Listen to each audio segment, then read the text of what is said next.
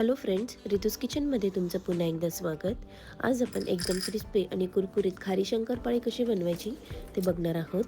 त्यासाठी इथे मी 3 कप म्हणजेच वजने 500 ग्रॅम एवढा मैदा घेतलेला आहे.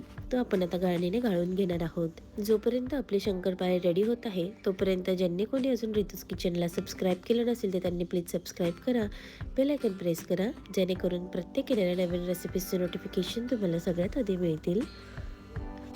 त्यानंतर यामध्ये आपण अर्धा चमचा जिरा पावडर टाकणार आहोत. अर्धा चमचा ओवा हातावर क्रश करून टाकायचा आहे, म्हणजे त्याचा छान फ्लेवर उतरतो.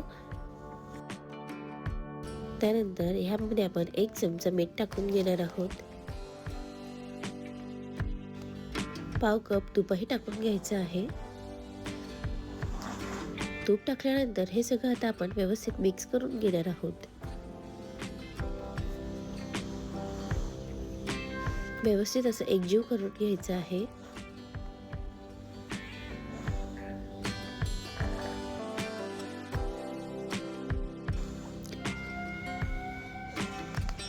तुम्ही बघू शकतात इथे शेप होल्ड व्हायला सुरुवात झालेली आहे, म्हणजे आपलं मोहन जे आहे ते अगदी परफेक्ट झालेलं आहे.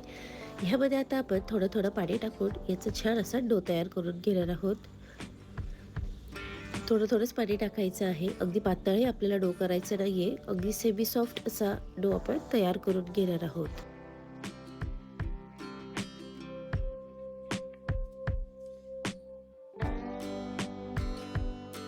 तुम्हाला जर माझ्या रेसिपीजचे व्हिडिओ आवडत असतील तर प्लीज जास्तीत जास्त लाईक करा, शेअर करा, कमेंट करा आणि चॅनेल सबस्क्राईब करायला विसरू नका. तुम्ही बघू शकता इथे आपल्या शंकरपाळ्यांसाठी लागणारा डो रेडी झालेला आहे. त्याला आता आपण थोडंसं तूप लावून एकसारखं करून घेणार आहोत.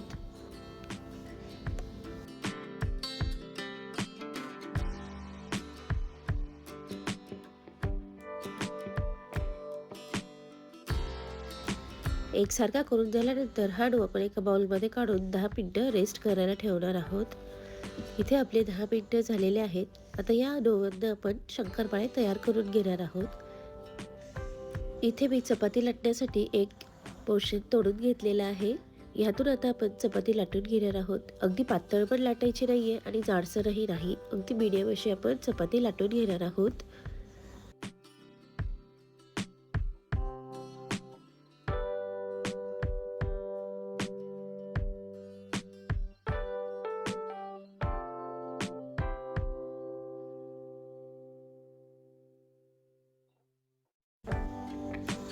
इथे आपली चपाती लाटून झालेली आहे. शंकरपाळी फुलू नये म्हणून आपण इथे एका फोकच्या साहाय्याने प्रिक करून घेणार आहोत, म्हणजे ते फुलणारही नाहीत आणि छान क्रिस्पी असे तयार होतील. ही चपाती फोकच्या साहाय्याने सगळी प्रिक करून झाल्यानंतर आपण ह्यामधून शंकरपाळे कट करून घेणार आहोत. तुम्ही तुमच्या आवडीनुसार कुठल्याही आकाराचे किंवा लहान मोठे असे शंकरपाळे कट करून घेऊ शकतात.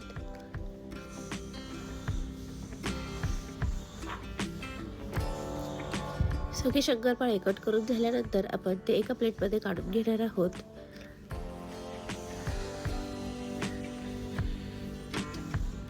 त्यानंतर आपण गरम तेलामध्ये ते टाकून छान असे गोल्डन ब्राऊन आणि क्रिस्पी होईपर्यंत तळून घेणार आहोत. तेल चांगलं गरम करून घ्यायचं आहे आणि मीडियम फ्लेमवर हे शंकरपाळे आपण तळून घेणार आहोत.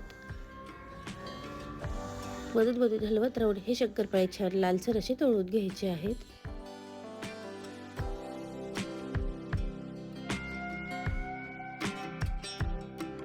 तुम्ही बघू शकता इथे आपली फर्स्ट बॅच फ्राय करून रेडी झालेली आहे. याच पद्धतीने आता आपण बाकी सगळे शंकरपाळे तयार करून घेणार आहोत.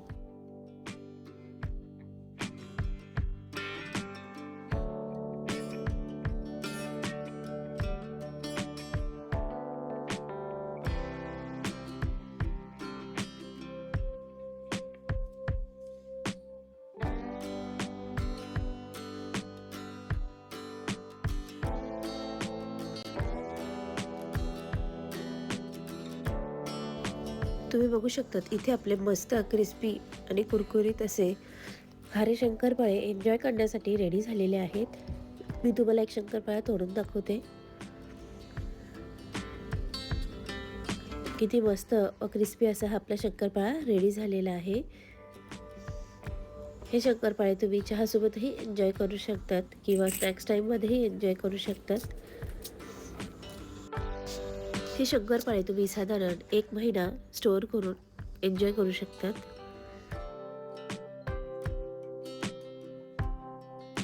ही रेसिपी तुम्ही नक्की ट्राय करा आणि तुम्हाला कशी वाटली हे कमेंट बॉक्समध्ये कळवायला विसरू नका. रेसिपी बघितल्याबद्दल धन्यवाद. पुन्हा भेटूया अशाच एका नवीन रेसिपीसोबत. तोपर्यंत बाय बाय.